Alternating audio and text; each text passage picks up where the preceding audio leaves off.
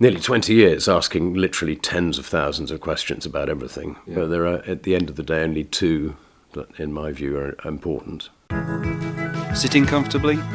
Seatbelts on? We're off on another adventure in Utopia. With me, David Brownell. This podcast is sponsored by the Order of Bards, Ovates and Druids. No, really. One of my great heroes of comedy is John Lloyd.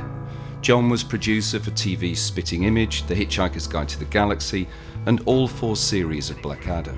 He is the creator of the News Quiz on Radio 4, of BBC 2's iconoclastic comedy series Not the 9 O'Clock News.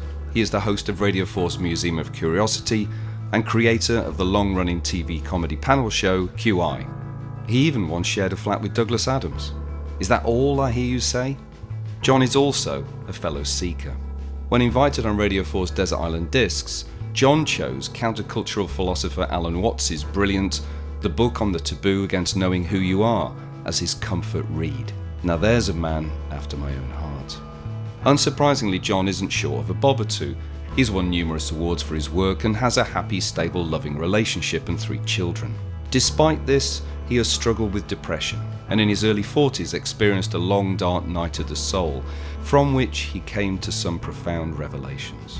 At his home in Oxfordshire, John and I spent 3 hours talking about IQ tests, the mind, philosophy, Alan Watts and comedy, amongst other things, some of which feature in the episodes in this series exploring intelligence and consciousness. Fair to say, John has something interesting to say about everything. So I thought it only right to conclude this series with John sharing some of his wisdom, insights and ignorance on life, the universe and everything.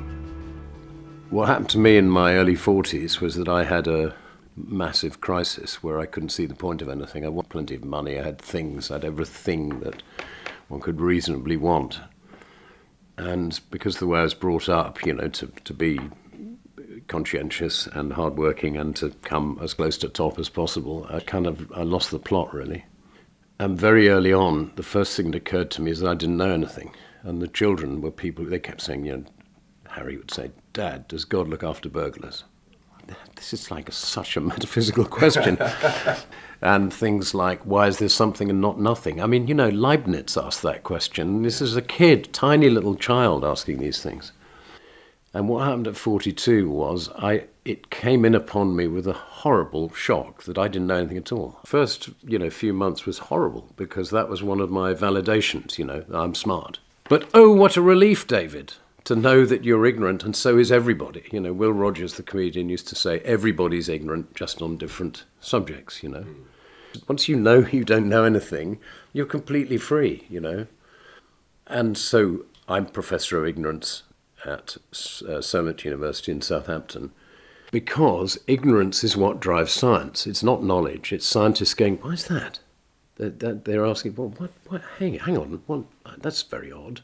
And art, again, is all driven by ignorance. No artist wants to do something, who calls himself that and is worthy of the name, wants to do something that's been done before. They're going into empty space, like an explorer.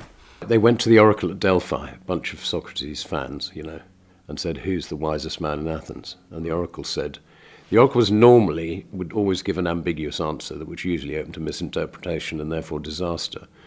And it's the only known time, as far as I know, that the oracle had a definite answer that wasn't ambiguous. Who's the wisest man in Athens? Socrates. That was all they said. So they all rushed back down to the forum, and, hey, Socrates, why are you the wisest man in Athens? He said, well, I think it's because I'm the only person who knows that he doesn't know anything. Everyone else in this city thinks they know stuff. Yeah, ignorance. It's and again, like so many good things that have happened to me in my life, it's counterintuitive. You would expect that would have finished me off, really, but it's been the beginning of a whole, 30 years of a completely different kind of life. Any fool can find answers. Thinking of a new question, that's really smart. And of course, children do it all the time. Since we don't know how the universe is constructed, like what you famously know, this is how ignorant science is. We can only locate 5% of the known universe, all right? The other 95% is made of stuff called dark energy and dark matter, neither of which we have any idea what they're made of or where they are. What other kind of theory that we're supposed to espouse would get credence if it was 95% invisible? The likelihood is that the idea is mistaken because it's so out of kilter with what we actually know. No matter what subject you research, whether it's chaffinches or asparagus or, the history of Tierra del Fuego, if you're prepared to put in at least 2.5 hours work, you will discover that everything you previously thought is completely wrong or way offline or whatever, or it's much more interesting than you possibly dreamed. Now, of course, in reality, one of my beliefs is that everything in the universe is a paradox, so that all the important stuff, and if you come across a paradox, then you're really on track. And the central paradox is the answer to the question, is there one thing or many? And the answer is neither, or both. That's the central paradox, I call it, because if you think of a wave, wave is clearly a thing. It's got solidity and it's going places, but it's made up of individual water molecules, and so it's both, And the same is true of us, that nearly 20 years asking literally tens of thousands of questions about everything, but there are, at the end of the day, only two that, in my view, are important. Why are we here, and what should we do about it while we are? In this show, the answer to the first question, I only have partial answers to both of these, but in answer to the first one, why are we here, I like to quote one of my favourite philosophers, Ludwig Wittgenstein, who said, "I don't know why we're here, but I'm pretty sure it's not in order to enjoy ourselves." And the other one was a great line that W.H. Auden used to like quoting. He said, "We are here on earth to help others. What the others are here for, I've no idea." And that's the thing. I think that's one of the things I feel about the paradox of things is that, here's another paradox that I like, that if you want to be happy, you need to get the idea the universe is not about you, mate. You are a very insignificant part of it. So just get used to that. But the other side of the paradox is it's all about you. Your entire responsibility here in this life is to fix yourself. Stop wanging on about other people. That's what people do. They waste their life blaming the government, their employer, their marriage, their children, their friends, the place they live. You start growing up when you take responsibility and say, I am the problem, I need to fix me. And when you do that, then you'll be happy. You have the chance of being happy. And not that, as currently the thinking is, striving for happiness is futile. The thing you need to strive for is meaning, to be engaged, to feel that your life is meaningful and it matters. And we can see, can't we, in this society, how that is collapsing dreadfully. One of the things I love about your podcast about Newtopia is, this is what I feel I've found a friend, because I spent a lot of time thinking, why are people's ideas so not interesting? It's either this or that. It's all gone split. My youngest particular, she read one of the QI books a few years ago. She's studying to be a psychotherapist at the moment, doing a master's. She came into the kitchen one time and she said, "Dad, a tree, what the fuck? A tree! I mean, what?" I mean, it is, isn't it? I mean, It starts with a seed, the size of a pinhead, and then there's this beech, which is 120 feet tall, and look at it. I mean, it's amazing. That's just one tree. How astonishing is that? And when you get to the question of, that like a little baby is born and is conscious and then can walk, and what kind of magical, mad thing are we in here? It's completely bizarre. And yet people go, "Oh, I'm really bored." Oh.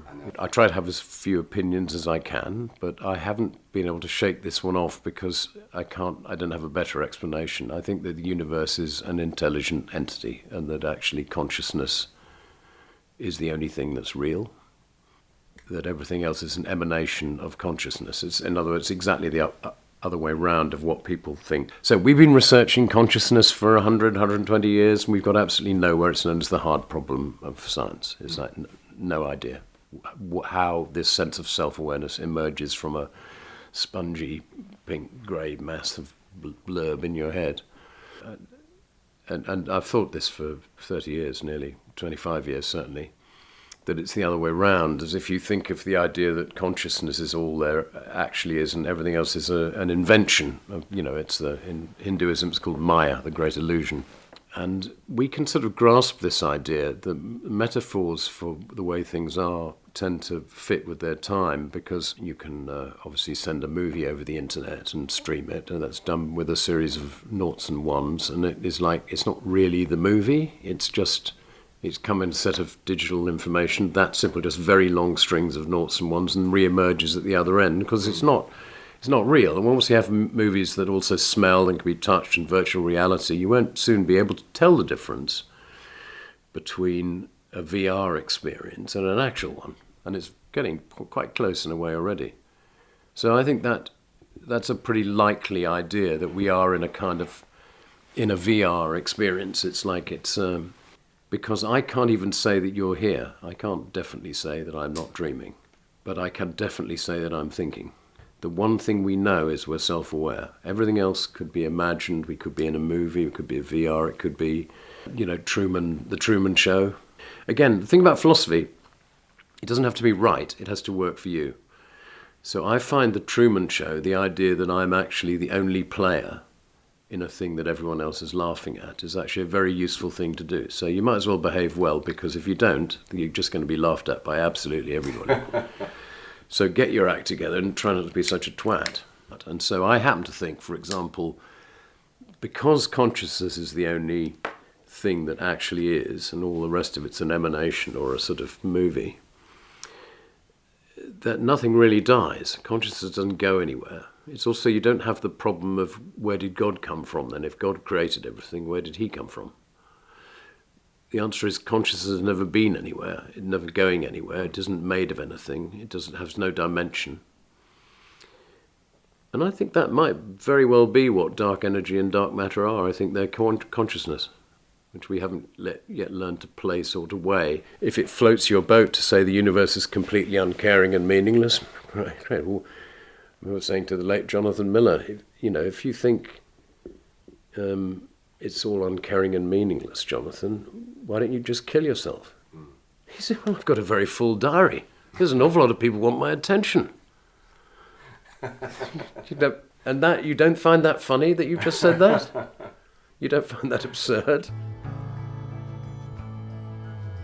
And actually, interestedness is what, if the human race has advanced at all, it's because of that. Because all the philosophers, all the scientists, all the doctors, all the people who've actually done anything, made anything, ever built a bridge or a road, these are all interested people. It's not even about being interesting, it's about being interested. That's the key. That's what I do think is the key. It's why I think QI is literally the panacea, the solution to everything. If everybody were interested in everything, there would be no warfare, there would be no pain, there would be no divorce. Everything would be just like heaven on earth, because you can't kill someone you're interested in. You can't.